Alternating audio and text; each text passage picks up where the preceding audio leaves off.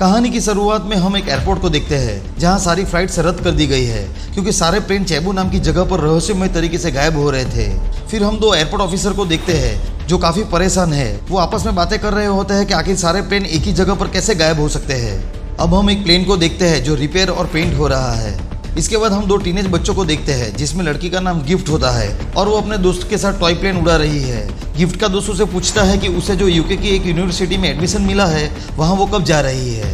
Gift उससे कहती है कि वो वहाँ पर नहीं जा रही है क्योंकि उसका वहाँ पर जाने का मन नहीं है और इसीलिए उसने अभी तक एडमिशन फॉर्म भी नहीं भरा है। अब ये बात सुनकर उसका दोस्त काफ़ी शॉक्ड हो जाता है क्योंकि जिस यूनिवर्सिटी में जाने के लिए स्टूडेंट्स की लाइन लगी रहती है ऐसी यूनिवर्सिटी में जाने का इतना बड़ा मौका गिफ्ट छोड़ रही है। अब सीन शिफ्ट होता है और हम गिफ्ट को उसके पेरेंट्स के साथ देखते हैं। गिफ्ट के मॉम डैड दोनों ही बिजनेसमैन होते हैं।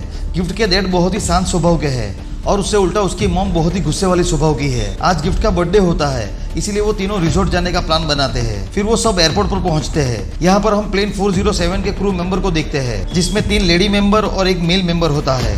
वहाँ पर एक लड़की भी होती है जिसका नाम एन है जिसे अपने ट्रैवल से रिलेटेड कुछ क्वेरीज होती है। तभी एक लड़का जिसका नाम वेव है वो एन को उस क्वेरीज के आंसर दे देता है। ये सभी लोग फ्लाइट 407 के पैसेंजर होते हैं। फिर हम प्लेन इंजीनियर को देखते हैं जिसका नाम बैंक होता है। इस प्लेन में एक एयर होस्टेस भी होती है जिसका नाम न्यू होता है।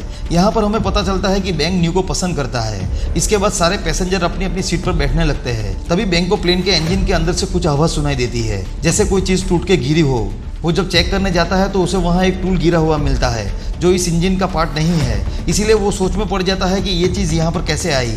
तभी अचानक एक जली हुई आत्मा बैंक के पीछे से गुजरती है और वो इंजन से बाहर चली जाती है और इंजन के दरवाजे को बाहर से लॉक कर देती है। इधर गिफ्ट फोन पर गेम खेल रही होती है। तभी उसके पास एक सरकती हुई बॉल आती है। गिफ्ट बॉल को उठाती है और देखती है तो उसे सामने वाली सीट पर एक बच्ची नजर आती है।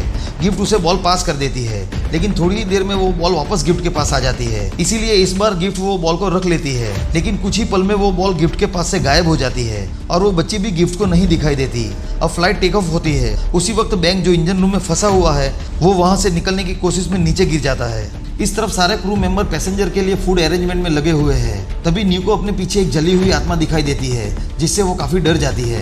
क्रू मेंबर प्रिंस उसे कहता है कि तुम थोड़ा आराम कर लो, पैसेंजर को हम संभाल लेंगे। फिर न्यू वहां से जाने लगती है। वो जब चल रही होती है तब उसके पीछे खून के कदमों के निशान बन रहे थे जो सन्यासी मॉन्क और गिफ्ट देख लेते हैं। ये उन दोनों को समझ में नहीं आ रहा था कि ये उनका वहम है या फिर सच। फिर जब न्यू वापस जाती है तब उन्हें उसके पीछे कुछ नहीं दिखता।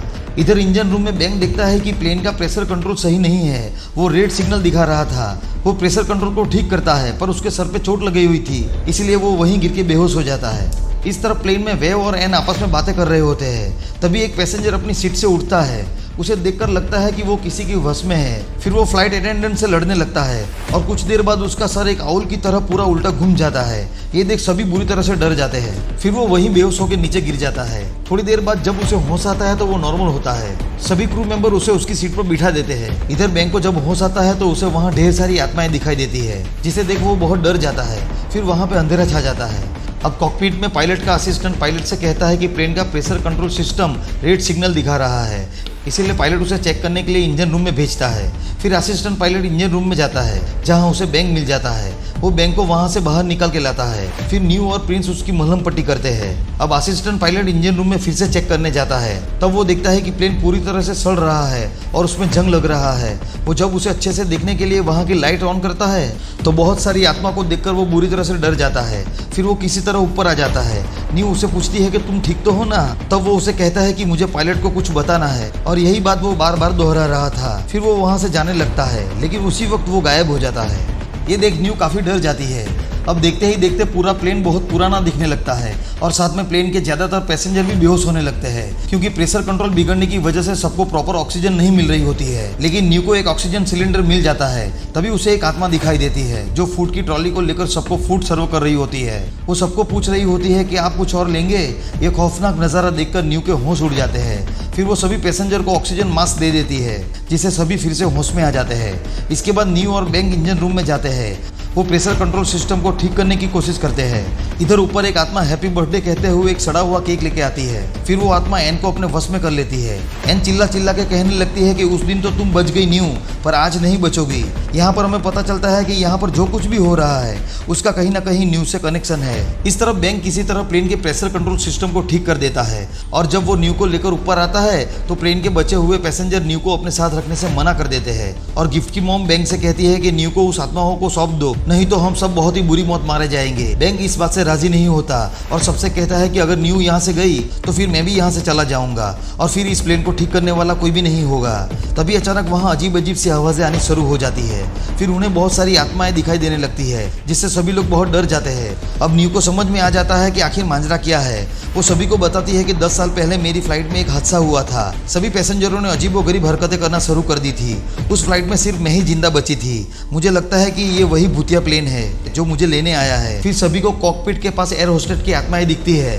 वो सभी को अपनी तरफ बुला रही होती है। इस तरफ वेव और एन बाकी लोगों से अलग हो गए होते हैं। तभी एन में आत्मा आ जाती है। अब वेव के पास कोई रास्ता नहीं होता, इसीलिए वो एन को जान से मार देता है।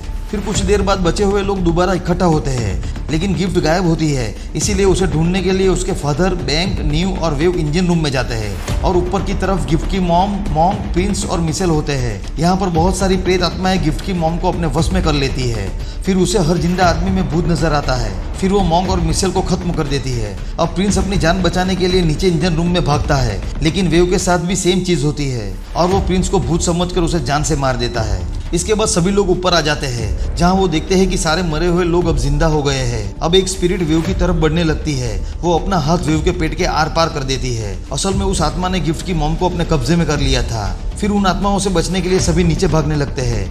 यहाँ पर गिफ्ट के फादर कहते हैं कि अगर वो मरकर घोस्ट बन जाए तो वो इन आत्माओं को नहीं छोड़ेंगे।